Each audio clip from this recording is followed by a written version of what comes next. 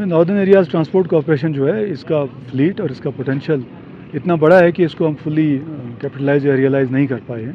ہم 100+ بسز رکھتے ہیں, ہم 100+ ٹرکس رکھتے ہیں, ہمارے پاس ویریس اسٹیشنز اور بکنگ اسٹاف موجود ہے, 850 کے قریب ہمارا HR ہے. تو اس اینگل سے سروسز میں بہت بڑا اسکوپ ہے امپرومنٹ کا. اس پر گزشتہ 6-7 ماہ سے ہم کام کر رہے ہیں. اس میں ہمارا سب سے بڑا تقریباً ڈیسٹینیشن اسکردو بنتا ہے.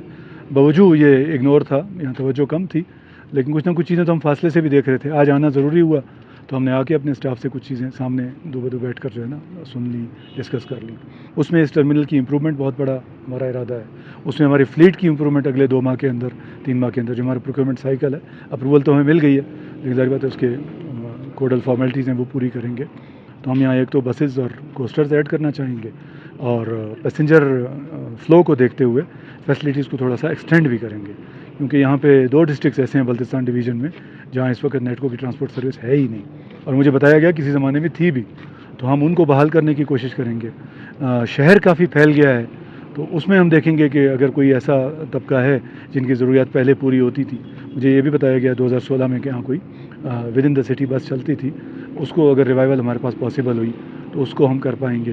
پنک بسز کو ہم نے جب سے کنورٹ کیا ہے کہ اوور آل سٹی سروس دیں, تو اس میں کچھ مشورے آئے ہیں, ان پر ہم کام کریں گے.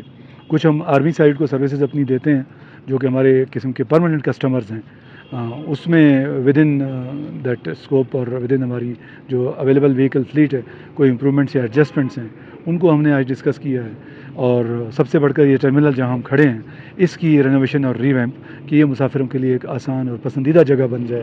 Wash room facilities, air conditions, booking office, اور اس سے بڑی نیوز آن لائن بکنگ ہوگی جس کو ہم ود ان اے ویک اور 10 days اسی اسٹیشن سے شروع کرنا چاہیں گے. یہ مختصراً میرے ذہن میں پلان ہے.